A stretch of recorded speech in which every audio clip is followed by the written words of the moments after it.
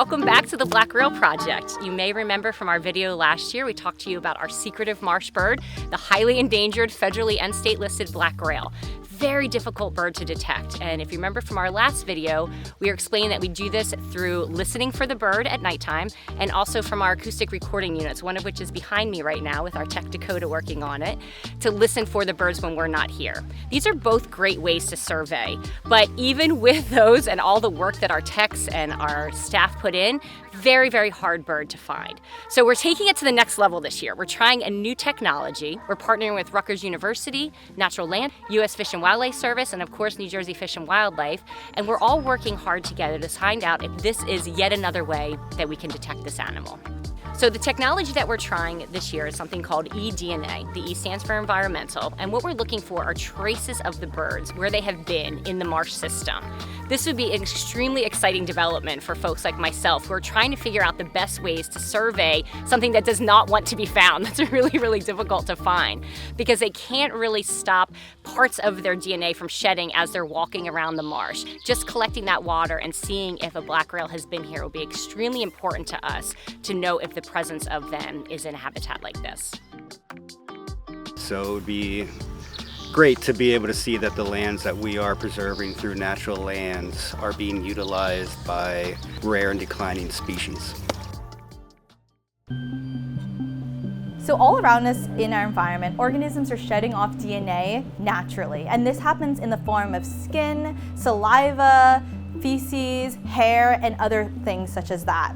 And so what environmental DNA is us collecting that shedded DNA from an environment and then being able to process it in a way that we can identify and match it to the species it belongs to. So it's very similar to nature's fingerprint. And today we're going to be talking about what happens now when we bring our filtered sample now back to the lab. We have our sample that we just collected out in the field, and we're going to undergo a few laboratory processes. And what this includes is a DNA extraction, a zymo cleanup, and then our qPCR. So step one is our DNA extraction, and it's exactly what the name sounds like. That's when we're extracting DNA from our samples, and what we use is a silica column-based method to do so. Our second step is our zymo cleanup, and this step is optional, but it's really important for our work because we collected samples from a salt marsh. And salt marshes are notoriously known for being very dirty for collecting environmental DNA samples.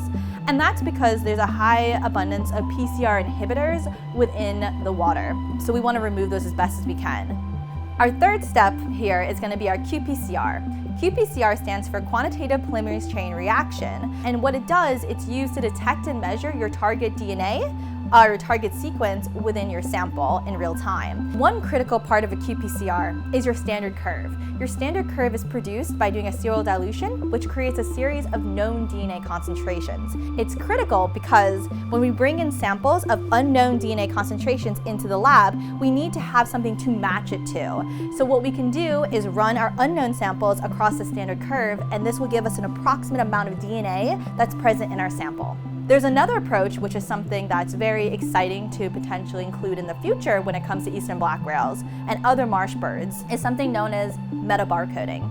It's another approach of environmental DNA you can take, where metabarcoding, instead of just identifying just one single species in your environment, you can actually collect a sample just like this and come up with a list of all the species that are presently occupying that site at a given time. So that gives you a lot more power of what species are there and when. So it can help you answer questions related to diversity, habitat health, and things such as that.